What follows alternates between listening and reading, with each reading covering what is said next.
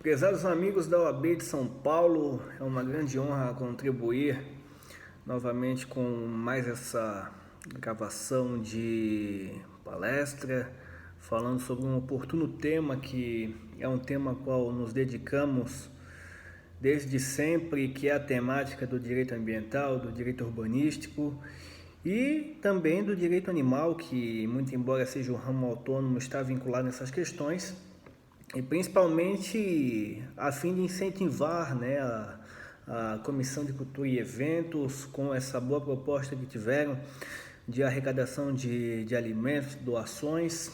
E é uma grande honra sempre participar dos belos eventos da OAB Seção de São Paulo. Pois bem, a temática ambiental é uma temática ao qual me interesso, pois é uma temática da atualidade, né? Principalmente quando falamos que atualmente as relações humanas elas devem observar as agendas ambientais, né? As agendas ambientais devem estar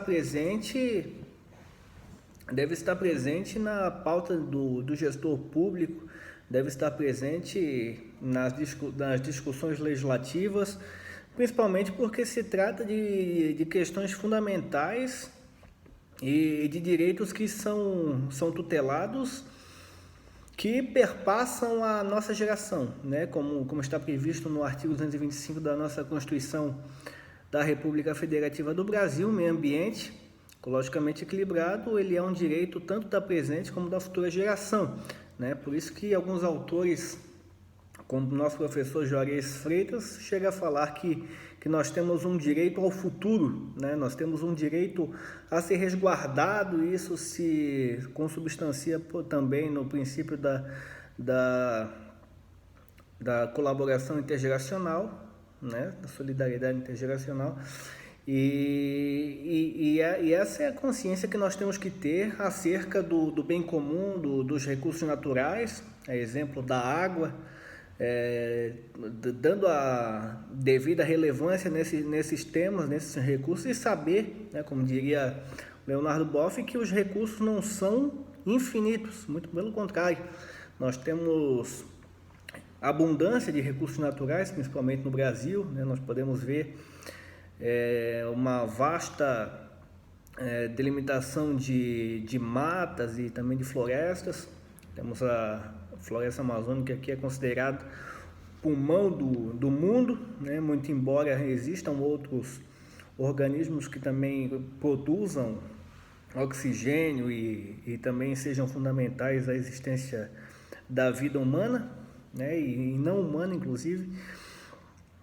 Mas a proteção do meio ambiente ela deve ser de todo modo irrestrita, mas claro, né, preservando o desenvolvimento econômico, e devemos nos afastar das pautas radicais, né? Devemos nos afastar sempre do radicalismo ecológico, que alguns chamam de ecochatos, né? E também devemos nos afastar dos negacionistas, né? Que são aqueles que negam sempre toda espécie de proteção ambiental, pensando que a proteção ambiental é um mero discurso ideológico, né? A proteção ambiental não se trata de um discurso ideológico, muito pelo contrário.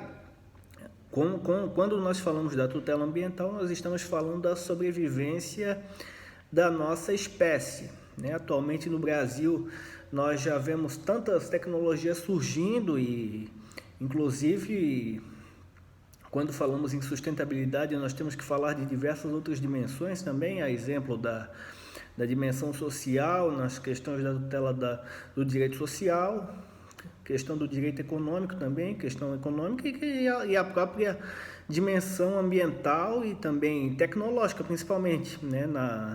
Na era a qual vivemos, uma era tecnológica, já se fala inclusive em implementar uma inteligência artificial, né, no próprio judiciário. Se fala em tecnologias 4.0 na advocacia. Então nós temos que nos adaptar a isso, principalmente no que se refere à pauta ambiental, né? No que se refere principalmente aos órgãos licenciadores, os órgãos estaduais, também federais, eles devem, no seu aparato administrativo interno, se projetarem com a realidade tecnológica, principalmente porque fala-se de investimentos, né? Aqui, por exemplo, em Santa Catarina, nós tivemos recentemente um noticiário, um levantamento que fizeram que estava parado aproximadamente mais de 30 bilhões de reais, né, em investimentos, em recursos que acabaram ficando parados graças à burocracia Brasil, né, a qual nós enfrentamos. Mas quando falamos em sustentabilidade, é um conceito muito amplo, né? Um conceito que não pode se delimitar em apenas uma transcrição de determinado autor. Nós temos que, a cada dia, esse conceito se renova, né? E nós temos que aprender a modular esse conceito cada dia mais com a nossa realidade, né? Falando um pouco também de direito urbanístico, né? De fato que as pesquisas já demonstram que as pessoas, mais de 80% das pessoas já migrou, né, do seu habitat rural para as cidades, né? Então as cidades se encontram cada vez mais populosas e com isso novamente vem a questão da escassez de recursos naturais, né? E também com a questão da verticalização, cada vez mais as pessoas querem morar em prédios e também isso gera uma grande especulação imobiliária, né? E com isso nós podemos tirar exemplo aqui da minha cidade de Itajaí, que diversos prédios se alojam ali na orla das praias, né? E acontece um fenômeno chamado de sombreamento, né? Inclusive a doutrina chama isso de gentrificação, né? Quando se cria conglomerados de empreendimentos numa localidade e essa localidade acaba se tornando um habitat de pessoas da alta classe, né? Da elite, e os nossos recursos, os bens públicos, né, que deveriam ser usufruídos por todos, acabam sendo destinados a apenas algumas pessoas que possuem maior capital econômico, né? E, infelizmente isso acontece, mas não deveria acontecer, né? O caso das praias, a praia é um direito de todos, né? O caso do sol, existe um direito fundamental ao sol, a poder ter a sombra, a poder não ter a sombra na praia e poder tomar um banho de sol, poder ir à praia. Obviamente que parece que sim, né? Mas felizmente o que vemos é que o capital econômico acaba tomando todas as frentes e assumindo um grande papel aí de causador dessa gentrificação a qual nós vemos, né? E falando do direito à cidade, nós temos que observar principalmente no que se diz respeito ao Estatuto da Cidade, né, que no seu artigo 2º ele fala que uma cidade sustentável é uma cidade que proporciona igualdade, né, principalmente isso. Uma cidade que proporcione lazer, que proporcione saneamento básico, né? No Brasil, nós temos índices e dados que demonstram que o Brasil, mais de 40% e 50% não possui saneamento básico, né? Não possui em todas as cidades do Brasil. Então, isso é algo que deve preocupar, né, os gestores políticos, os agentes políticos, os gestores públicos, para que eles venham tomar, né, como diria o nosso professor Tiago Fessensteifer, tomar como uma agenda ambiental no seu sistema de governo e implementar essas pautas que, além de pautas ambientais, não tem nada de pauta ideológica aí, né? É uma pauta de direito fundamental básico que deveria ser concedido para as pessoas e, infelizmente, por questões políticas e eleitoreiras e partidárias, acaba não sendo, né? Mas, obviamente que a pauta do gestor que tem esse prazer de implementar direito fundamental com base naquilo que nos é claro que é os direitos difusos e coletivos, obviamente que essas questões fundamentais devem ser a pauta do dia. Questões como lazer, saneamento básico, questões como principalmente direito à moradia, né? Questão do direito à moradia fundamental. E fizemos uma monografia acerca desse tema, que recentemente saímos da graduação de Direito, mas felizmente já estamos advogando e exercendo a função da advocacia. E apresentamos uma monografia justamente disso, né? Da questão da segregação social, pessoas que infelizmente acabam se segregando das cidades justamente por causa dessa disparidade econômico-financeira e da própria estrutura da cidade, né? Se você for observar uma cidade, a cidade é construída do centro, ali sempre no centro existem os museus, existem as universidades, existem os shoppings, existem as grandes lojas, e nas periferias acaba sendo um local a qual se chama de interior, né? Mas é um interior proposital, parece, é um interior que não se desenvolve nunca, justamente porque não tem interesse, né? Porque na concepção de cidade, né, considerado esses índices que mais de 80% acabam migrando para a cidade, esse interior ele não deve viver num período pré-histórico ainda, não deve viver num período colonial, ele deve viver num período que seja concedido também energia elétrica, direitos fundamentais, a exemplo do direito à moradia, e que tem esses estabelecimentos também lá instalados, né?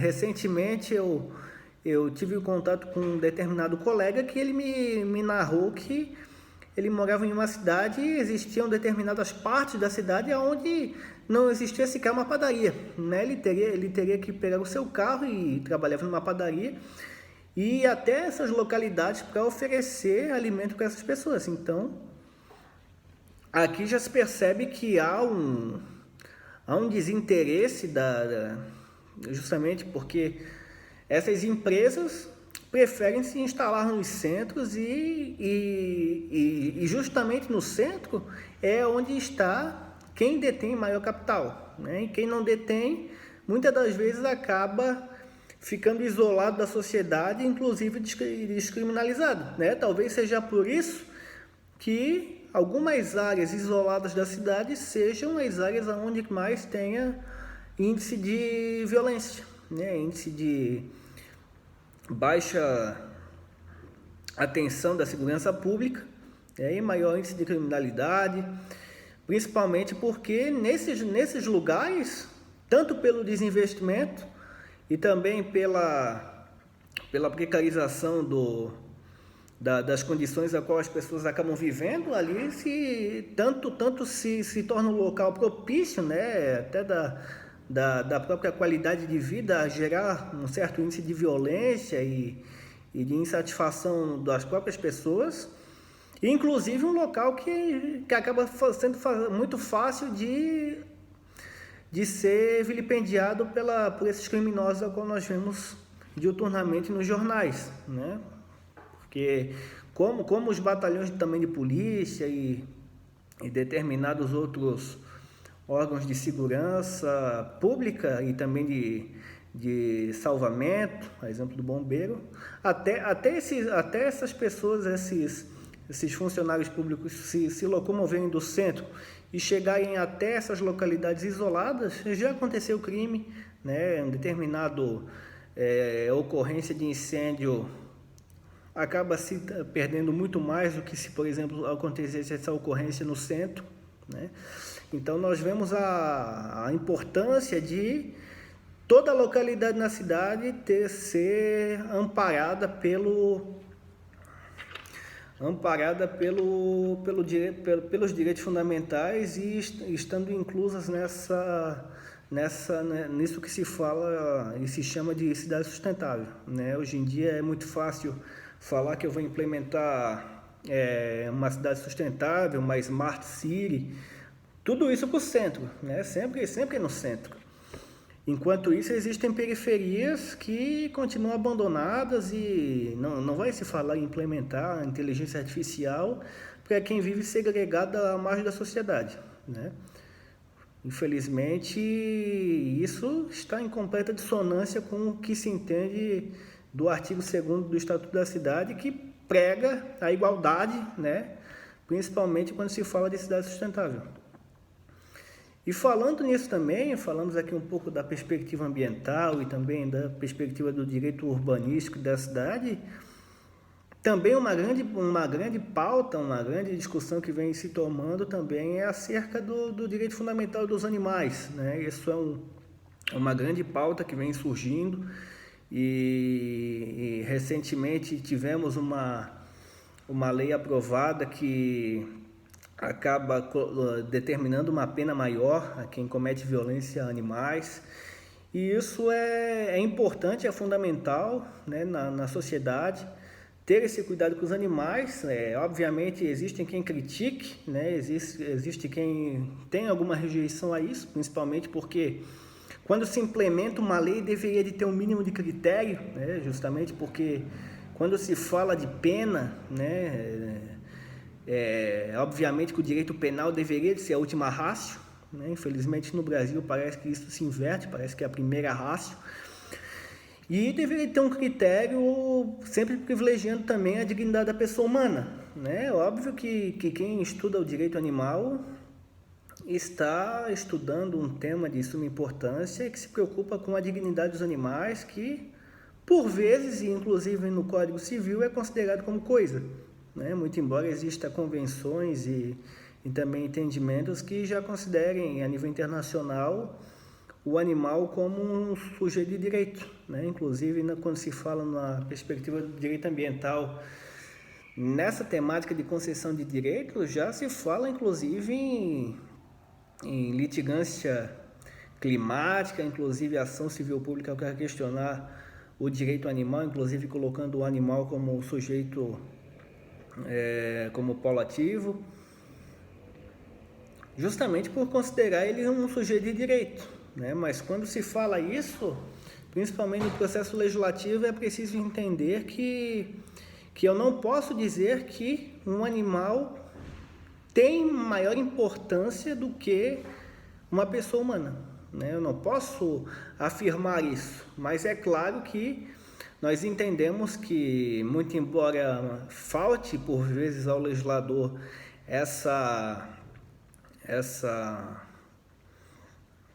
técnica legislativa, ele, na melhor das suas intenções, ele consegue, e felizmente conseguiu com a lei sanção, né, que foi aprovada, conceder uma tutela maior aos direitos dos animais, e principalmente no Brasil, né, que é um país que nós já tivemos casos emblemáticos, como o caso da vaquejada, como diversos casos em que a gente vê acerca de rinhas de galo e de animais, e animais que são super explorados.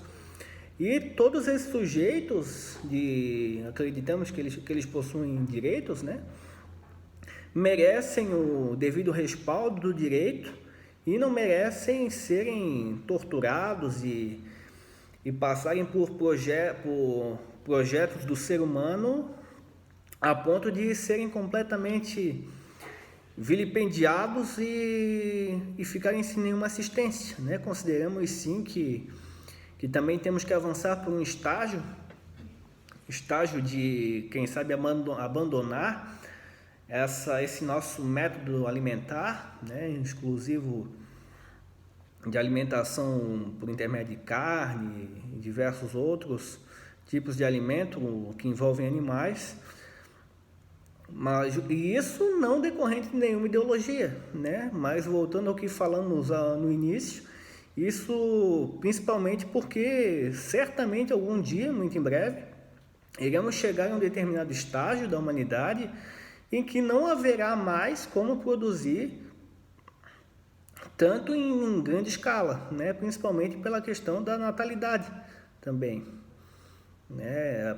Atualmente nós temos mais de 7 bilhões de pessoas no planeta Terra e obviamente que estamos crescendo a cada dia mais, né? Então o ser humano ele tem que tomar a consciência de garantir não somente o direito ao futuro, né, mas também o direito ao presente, né, porque o futuro, se nós formos parar para pensar, ele de fato não existe, né, o que existe é o presente, todo dia no presente a gente constrói um futuro.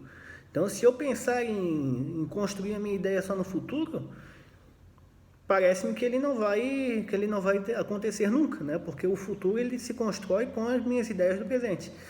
Então, que nós possamos ter essa consciência ambiental, tanto na perspectiva do direito ambiental, na proteção das matas e também na questão do que se refere ao direito da cidade, como nós falamos, e que nós possamos incorporar esses novos temas, como por exemplo do direito animal, a fim de que nós entendamos que nós não somos únicos no planeta, né? Nós não somos os melhores no planeta, mas numa perspectiva holística, que nós possamos olhar para todo esse ecossistema de vida e perceber que nós somos seres que dependemos um do outro, né? Que voltamos finalmente a utilizar o conceito que muitos acreditam que seja apenas um preâmbulo da Constituição sem valor normativo, mas nós afirmamos aqui que, de fato, o conceito da fraternidade ele é um bom conceito que merece ser aplicado, inclusive no que se refere às relações ambientais, né? Eu devo de olhar para os animais, para o meio ambiente, para a casa comum, né? Como diria o Papa Francisco na encíclica Laudato Si, olhar o meio ambiente como a nossa casa comum, né? Até porque o planeta é a nossa casa, o planeta é o nosso lar, né? Sempre que quando eu escrevo algum artigo referente à temática ambiental, é sempre interessante colocar essa frase porque é uma expressão emblemática, né? A nossa casa comum é a Terra e a Terra é o nosso lar, né? Sem a Terra nós não conseguimos pegar um foguete e viver em outra realidade, né? Nós temos que aprender a cuidar da Terra, cuidar dos nossos recursos naturais, cuidar do direito fundamental à água, né? Que também é um bom tema em que muitas das pessoas acabam esquecendo, né? Que os recursos naturais são muito valiosos, né? Quem sabe aqui no Brasil nós não damos tanto valor à proteção ambiental como ela mereça, ou no que se refere aos recursos naturais, porque nós não tivemos um grande período de escassez, né? Assim como os países da União Europeia tiveram num pós-guerra, né? Então, como nós não tivemos essa experiência, quem sabe a gente não tenha parado ainda para refletir da importância dos nossos recursos naturais e que nós continuamos pensando que nós somos um país que preserva muito, né? Mas dada a relevância que nós temos, e de fato nós ainda temos muitos hectares de matas e florestas, nós temos que ampliar, né? Ampliar essa proteção justamente para manter aquilo que temos e não querer nos comparar de forma negativa com países que não têm mata, né? Não tem mais florestas. Não, de fato, de forma alguma, né? Se determinados países já extinguiram com seus recursos naturais e com as suas florestas, certamente agora, né? É justamente por isso que eles estão com uma consciência elevada nesse momento, né? Mas será que a gente vai ter que perder toda a nossa floresta, todos os nossos recursos naturais e mangues, que no Brasil é preciso se discutir no Supremo se determinada resolução protege mais? Nós temos que continuar afirmando que existe o princípio da vedação ao retrocesso, nós temos que continuar fazendo tudo isso para manter o nosso próprio direito à subsistência, né? Não parece que é um negócio tão óbvio, parece que é algo tão intuitivo que o direito ao presente, o direito à sobrevivência da espécie deveria de ser uma pauta fundamental, mas no fim ele acaba sendo algo ideológico, né? Partidário, que possamos evoluir, né? Que possamos evoluir nesse modo de ver o direito, nesse modo de ver a gestão ambiental e principalmente encarar esses problemas da atualidade como algo importante, né? Não como uma pauta de interesses internacionais tão somente, mas unir esforços, inclusive com outros países, para que continuemos mantendo de pé os recursos naturais e protegendo o meio ambiente, tanto na perspectiva ambiental como na perspectiva local do direito à cidade, né? Nós temos tantos vereadores numa Câmara de Vereador e uma outra pauta que é fundamental é o interesse que os vereadores têm nessas pautas ambientais, né? A maioria das localidades das cidades é raro, né, você ver parlamentares que tenham esse interesse, né, esse interesse ambiental, esse interesse inclusive que a bela e grande OAB de São Paulo possui com essa divulgação, com essas palestras de arrecadar doações e alimentos. Isso é a expressão da fraternidade, né? Isso é a demonstração do amor ao próximo, né? Algo bíblico e também algo que deveria de ser encarado como da humanidade, do ser, né? E não somente algo religioso, né? Amar ao próximo deveria de ser algo intuitivo do ser humano, mas infelizmente, né, seja gestor e seja profissional liberal, muitas das vezes as pessoas acabam pensando tão somente em si mesma, né? Mas agradeço a oportunidade da Ordem dos Advogados do Brasil, da Seção de São Paulo, pela oportunidade de expor, né, essa palestra, esse belo tema que continuarei, sem dúvida, sempre pesquisando, que é o tema do direito ambiental e da sustentabilidade, o tema da cidade, dos direitos dos animais, que são temas fundamentais, assim como o tema do direito à proteção do clima, né? Nós estamos prestes a viver uma crise climática, então temos que cuidar nisso numa perspectiva internacional e principalmente ter essa consciência de que nós estamos integrados em um sistema único, né? Então, se eu pretendo devastar o meio ambiente, eu estou querendo devastar a mim mesmo, né? Porque nessa perspectiva de uma teia da vida, como propõe o Fritjof Capra, todos nós estamos interligados, né? Todos nós estamos interligados em um único ciclo de vida, né? Então, se eu pretendo destruir o meio ambiente, logo, né, eu vou estar destruindo a minha própria casa, né? Só o ser humano mesmo para querer destruir a sua própria casa, o seu habitat natural, né? Infelizmente, nenhum ser racional teria essa tão pífia ideia de querer destruir o seu próprio habitat. Infelizmente, o ser humano ele acaba por interesses mesquinhos e que não merecem tanta consideração e relevância, acaba querendo devastar o próprio meio ambiente por questões passageiras, questões de plano de poder, questões de